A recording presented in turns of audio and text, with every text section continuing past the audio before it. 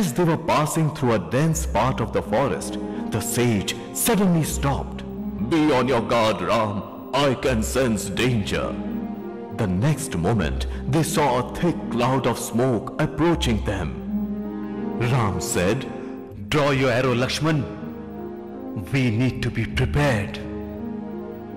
Before he could finish his sentence, the black cloud of smoke descended upon them. Through the thick smoke emerged a huge demoness. She was as tall as a mountain, dark as night, had long black hair that looked like serpents, and had huge sharp teeth. "Careful, Ram. This is Tarka, the wicked demon. She is a man-eating demoness and wants to eat you up."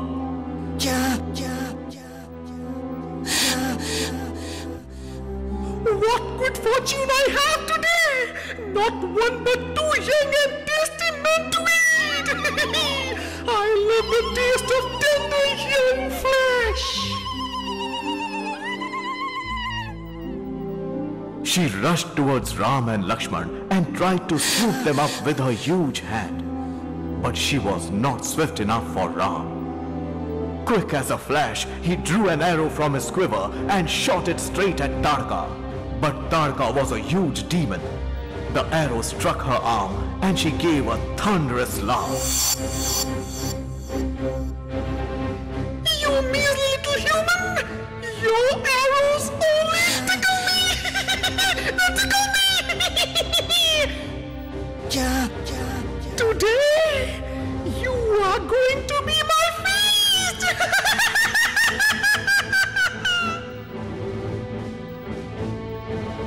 A fierce battle took place between Ram and Tarka. Ram shot arrows after arrows, but Tarka only laughed and advanced towards Ram and Lakshman. When Tarka was close enough, Ram took out an arrow from his quiver, said a silent prayer to his guru, and aimed it straight at Tarka's heart. Zoom went the arrow out of the bow and struck Tarka straight at her heart.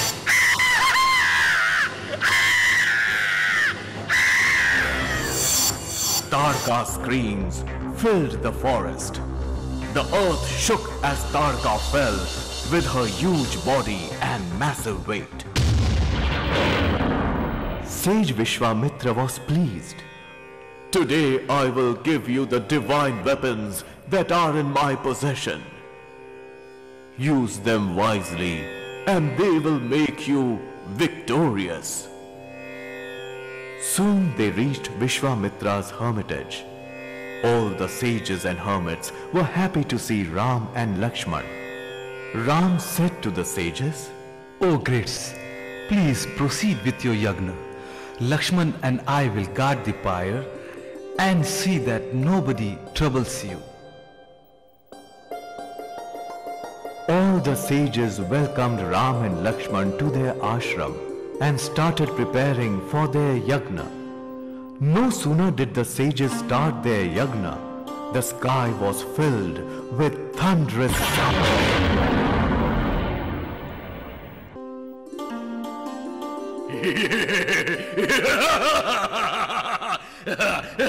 These silly Brahmins have started their prayers again! What fun! Now we can start our destruction game!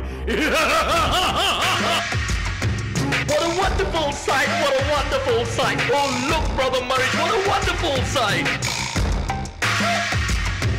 The sages have come out again! Their prayers are just about to begin! Call our friends from far and wide! To spoil their prayers and make them hide! What a wonderful sight! What a wonderful sight! Oh look, Brother Murray, what a wonderful sight! Bone here and a bone there! Chop it up with a rotten scare! What a wonderful sight! I just can't wait to scare a few sages till they just drop dead!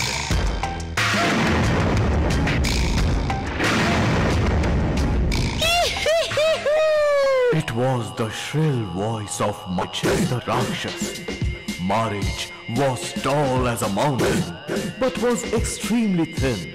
He was dark brown in color and had a thick bushy mustache on a thin long face. He had a shrill and squeaky voice and a wicked mind. Subahu said,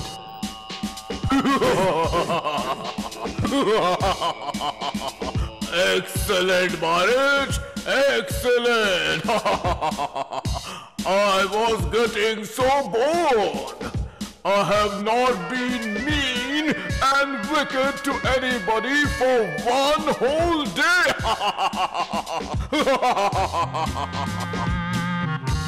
Subahu was a very wicked Rakshas.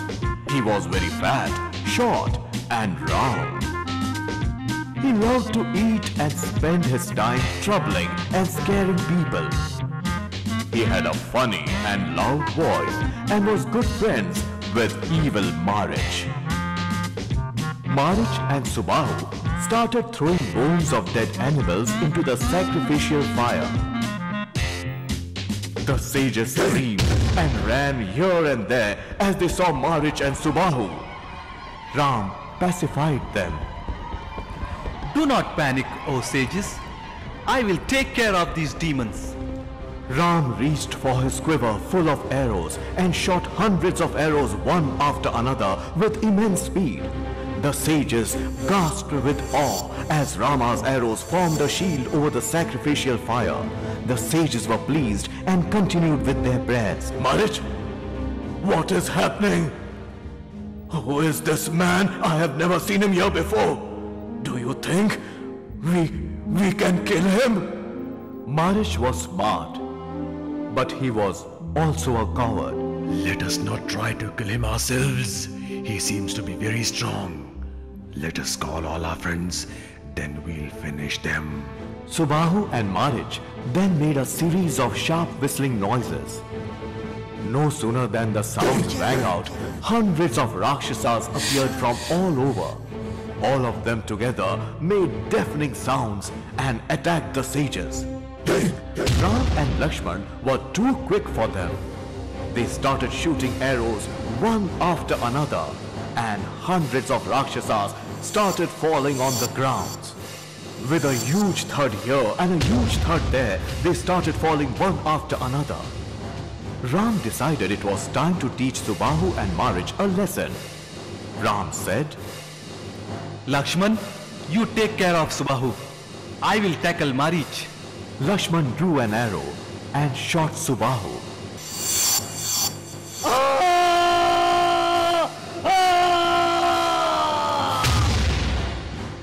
The demon screamed and fell to the ground with a huge thud. The earth shook and there was a huge hole on the earth where he fell. The very next moment, Ram drew a divine arrow, prayed to his guru, and shot Marich.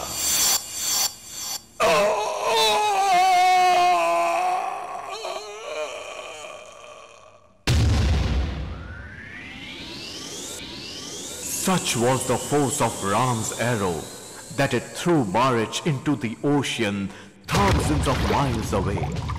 Seeing the fate of Marich and Subahu, the other demons ran for their lives, promising never to return or trouble the sages. The sages rejoiced and celebrated.